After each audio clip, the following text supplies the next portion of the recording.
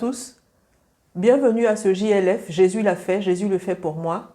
On remercie le Seigneur pour ce jour merveilleux qui nous donne de vivre. On s'est réveillé ce matin avec le souffle de vie et on est dans la joie.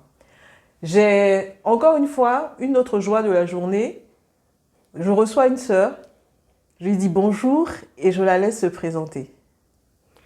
Bonjour Maïram, merci pour l'invitation.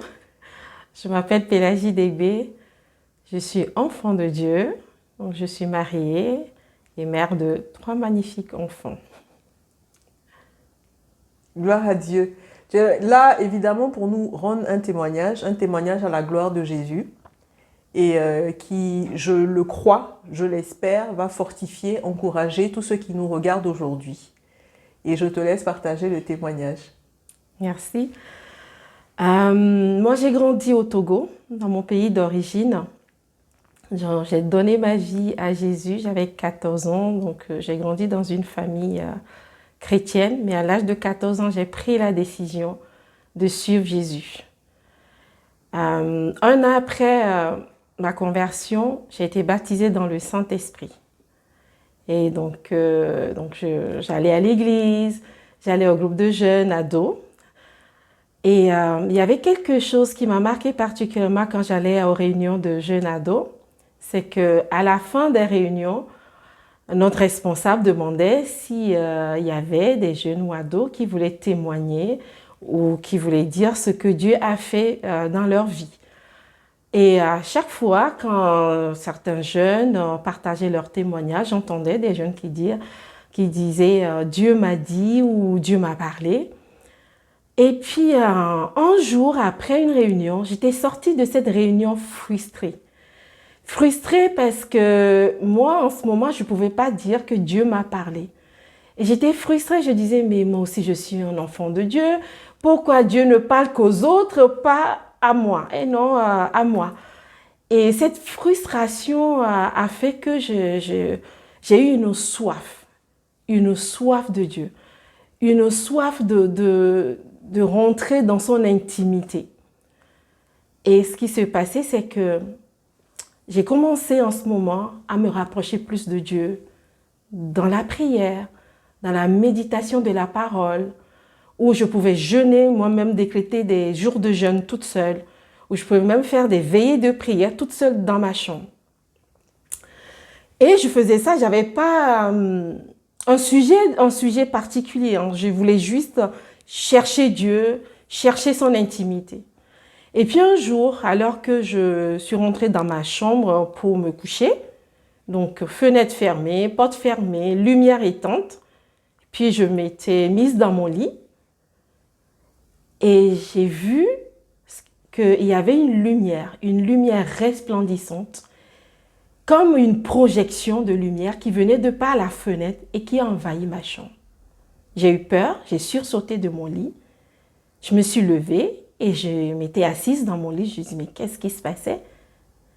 Et là, j'ai entendu la voix audible de Dieu qui m'a appelée, qui me disait, ma fille, je t'aime. Il m'a dit bien d'autres choses, mais ce n'est pas l'occasion de vous en parler. Et cette expérience avec Dieu m'a impressionnée, mais en même temps, j'étais saisie de peur parce que je ne comprenais pas ce qui m'arrivait d'être dans le noir et d'un coup d'avoir une lumière qui a ébloui sa chambre et d'avoir entendu la voix audible de Dieu. Après, j'arrivais même pas à m'endormir tellement j'étais saisie de joie et de frayeur en même temps. Et ce que j'ai retenu de cette expérience, la première chose, c'est que Dieu existe. Et c'est quelque chose qui a été comme un tatouage sur mon cœur. Et je disais même après que, même si tout le monde entier disait que Dieu n'existe pas, moi je dirais que Dieu existe parce que je l'ai expérimenté.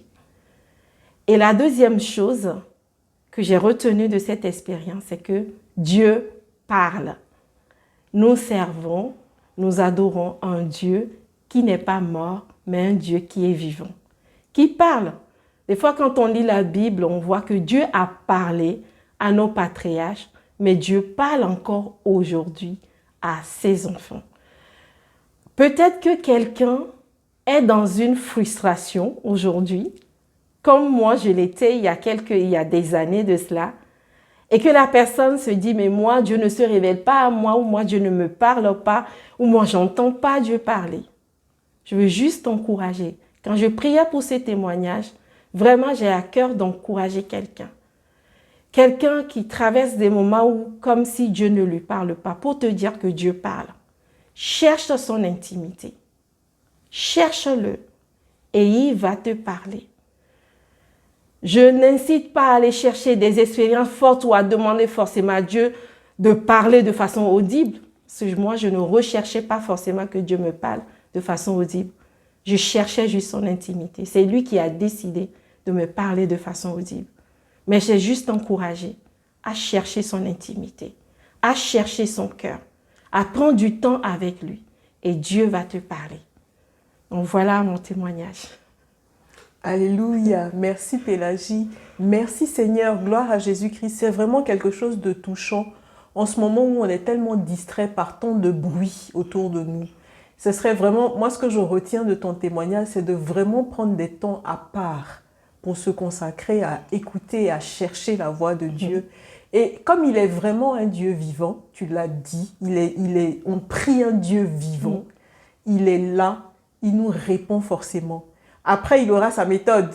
Voilà, on le laisse, il est libre. Voilà. Tout à fait. Nous aussi, nous sommes libres de l'entendre et de le chercher.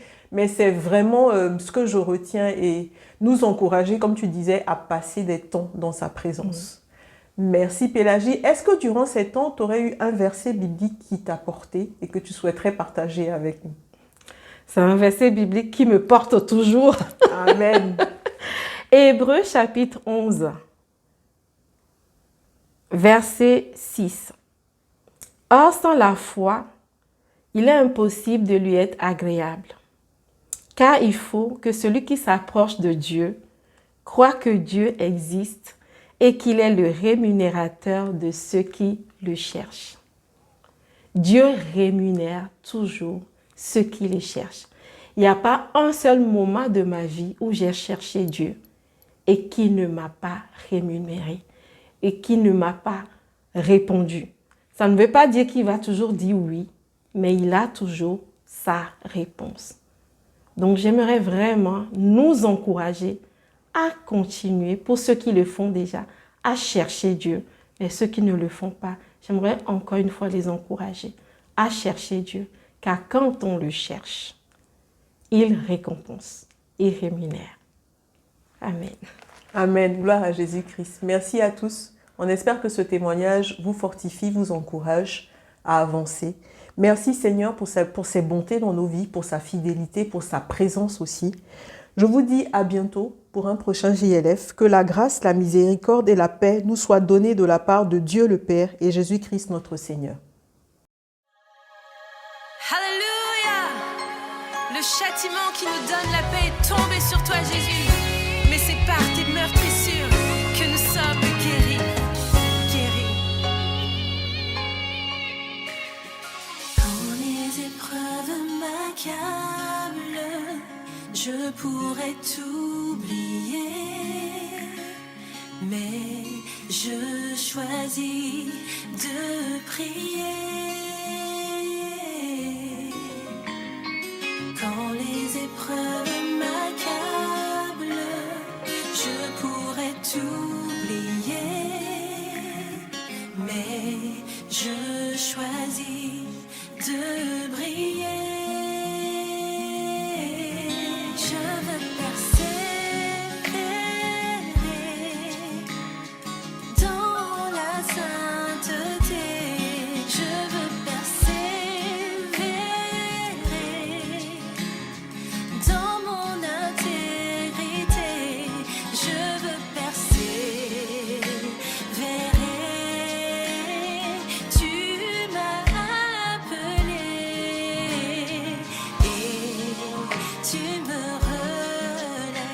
relèveras.